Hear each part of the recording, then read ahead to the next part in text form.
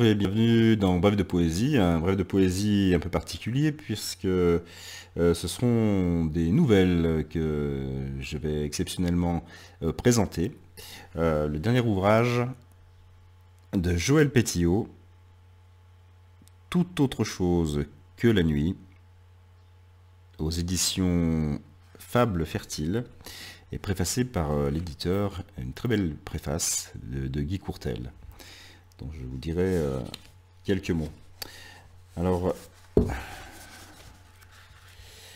je vais en guise de teaser aussi vous donner le titre des 6 nouvelles qui composent l'ouvrage. Donc la première, la nouvelle titre, Tout autre chose que la nuit. Elle dort comme une aile pour voler. Voilà. RER-X, Les voleurs d'âmes, L'impasse et Café de la presse. Alors je dois dire que j'ai dévoré ces nouvelles, alors une première fois, pour les découvrir, et puis bien sûr après, en étant encore plus attentif pour préparer cette lecture. Donc il s'agit de textes de prose, mais poétiques, de nouvelles qui sont teintées de la poésie de Joël Pétillot. Je vais vous lire une nouvelle dans son intégralité, mais découperai l'émission en plusieurs parties afin de pouvoir plus capter l'attention. Une émission un peu longue, souvent, n'a guère d'écho, et je trouve ça très dommage pour les auteurs. Voilà, donc je vous dirai l'intégralité en 3 parties de la nouvelle titre, Toute autre chose que la nuit. Je vous lis un petit passage de la préface. Ce qui frappe enfin, à la lecture de cet ensemble littéraire et poétique de Joël Pétillot, tel qu'il vient nous emporter, est la figure de l'âme rendue à soi, qui s'apparie aux notions de seuil, de cheminement, de passage, de franchissement, au thème sous-jacent de la métamorphose et d'un vouloir déterminé d'éveil à soi. Et la voie, à cet endroit privilégié, est celle d'un dépouillement progressif, ici conséquence d'un état physique qui est conduit, là résultant d'un cheminement délibéré. Ces 2 modalités n'étant pas si nettement séparables, selon cette idée que l'être fait autant qu'il est fait. Tel processus de graduelle délivrance de la gangue ouvre dès lors à une immense liberté, à un univers précédemment insoupçonné de sérénité, de paix. Voilà, c'est un extrait de la préface de Guy Courtel. J'ai beaucoup aimé, j'étais très touché par ces nouvelles. On voit le regard de Joël sur nous, sur l'humanité, sur ce regard qui est tout autre chose que la photographie, puisqu'il nous regarde par notre poésie intérieure. Et ce qui fait que même si chaque être humain est seul face au questionnement universel, on le retrouve paradoxalement justement par cette fraternité, cette sororité en fait de notre condition d'être humain, tous forcément, frères et sœurs. Et on ressent vraiment ce regard, cet attachement de Joël à l'être humain, à notre humanité. Voilà. Tout autre chose que la nuit. Parfois,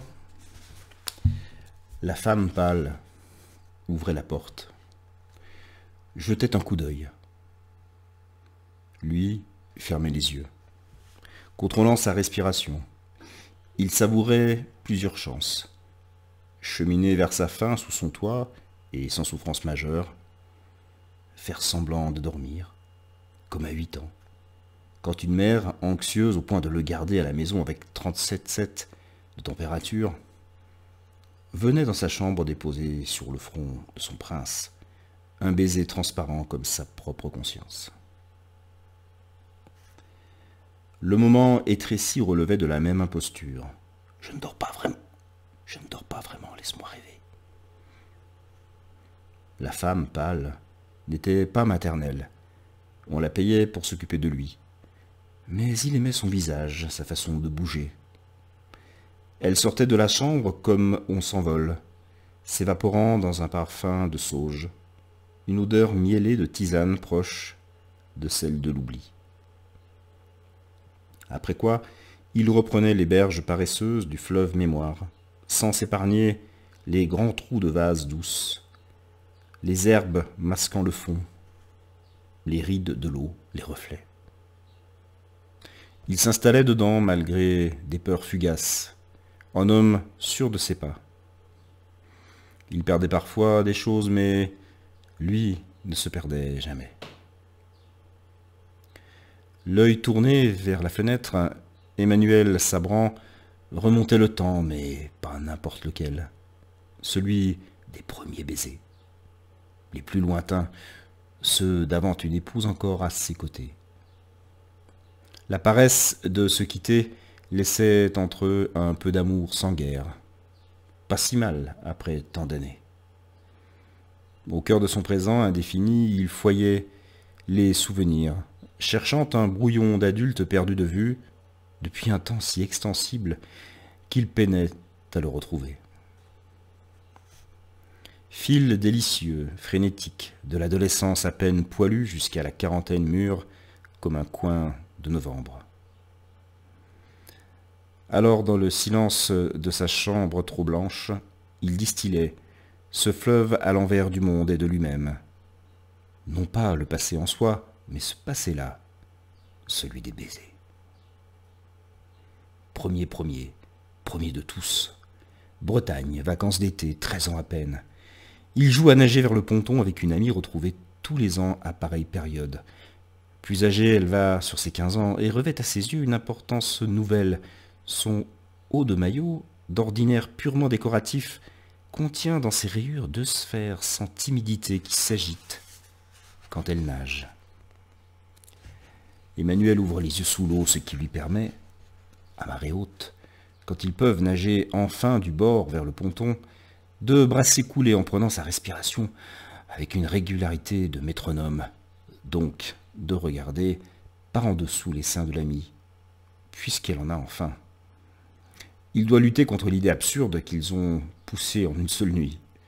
Il voit son corps à elle nager en ondulant et le flou de la réverbération fait de sa chair blanche un ivoire vivant, dont le lycée imaginait un instant sous sa main lui fait rater une respiration. Il boit la tasse et se retient de tousser, en vain. Passé cet embardé aquatique, il reprend sa brasse, remet sa tête sous l'eau, la bouche chargée de sel et la gorge piquée. Bénit la Manche, dont la température en juillet s'élève à 18 degrés maximum. L'érection ne pointera pas, d'autant que le ponton est presque là. Quand 2 enjambés sur la petite échelle, ils vont se retrouver dessus et que le jeu est de ne pas s'asseoir. Car le ponton oscille. Il faut un pied sûr pour ne pas tomber. Un pied d'enfant du pays, de marin terre-neuvasse. La marée monte, l'eau bouge. Il faut écarter un peu les jambes, les pieds sur le bois tiède à ravir, se planter solidement et anticiper un peu le balancement. L'un et l'autre le font sans même y penser, depuis le temps. Il sait qu'elle a nagé avec le caillou dans la main. Une fois, il avait essayé de brasser les poings fermés et s'était vu agiter les jambes comme un fou pour ne pas avancer, ou si peu. Sensation étrange à la limite du désagréable. Elle, rien. Pas de doute, elle est douée. Verticale et dansante, le caillou à bout de bras, elle souriait. Lui suivait son geste du regard. Il fallait ne rien perdre de vue. Le premier qui trouverait le galet remonterait avec le statut de vainqueur. Ce galet choisi sur la plage était d'un gris assez clair moucheté de noir. Les fonds de sable unis le rendaient bien visible. Une goulée d'air, plongée, jouer des bras pour pousser plus avant vers le fond. Battement de jambes à l'avenant, choper le galet dans cette étrange bulle silencieuse de sous l'eau. Il adorait ce moment de coupure, le sel de l'eau haut dans les narines, quand les cris et le flot sonore de l'été s'absentaient tout à coup, devenaient rumeur épaisse, feutrée dans le champ des bulles. C'était encore du bruit pourtant, mais si différent et amorti qu'il tenait presque du silence. Ne rien perdre de son geste, pour savoir où piquer une tête. Le plouf de la chute fut suivi par 2 autres. Ils avaient plongé en même temps, après une course brève qui avait fait trembloter les planches sous leurs pieds. Il vit la tache du caillou sur le fond, accéléra les battements de jambes qu'il savait plus efficaces que les siens. Mais elle avait plus de force dans les bras. Brasser lui suffisait pour se maintenir à niveau. Ils arrivèrent côte à côte et tendirent la main en même temps. Il la poussa un peu les épaules. Dehors, ils auraient ri et s'empara du galet. Son geste souleva une légère fumée de sable. Il fit un quart de tour et donna un léger coup de pied dans le fond. Elle aussi se tourna, et il la sentit se plaquer contre lui dans la montée.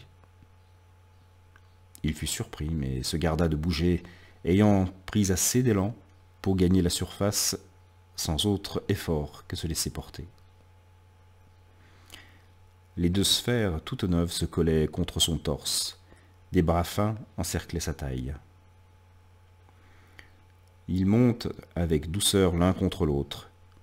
Lui rêve à des branchies pour rester à fleur de surface et la garder ventousée, à jamais dérivant, l'eau déposée au-dessus, comme un drap. Elle met sa bouche fermée sur la sienne. Il appuie ses lèvres en retour, la tient par les épaules. Lui a envie d'ouvrir la bouche d'instinct, et puisqu'il a 13 ans et envie de le faire, il le fait. Juste avant qu'il dépasse la limite entre l'eau, elle dort. Du coup, il boit la tasse, et lorsqu'il remonte sur le ponton, il tousse encore. Elle, assise sur ce sol dansant, tressaute, parce qu'elle rit. Ils joueront au jeu du galet de nombreuses fois. À la 3e tentative, elle acceptera enfin d'ouvrir la bouche en l'embrassant. Toujours derrière le ponton, pour ne pas être vu des parents. Les vacances finies, chacun repartira. Ils sont trop jeunes pour s'écrire, n'ont pas les mots. Cet étrange parfum, ce goût de vague du premier lui manqueront un temps dans les baisers des autres. Embrasser restera pour lui quelque chose de marin. Un départ du fond vers la surface, des bulles, le silence ouaté et sonore d'en dessous. Il est bien, dans son premier été d'homme, Emmanuel.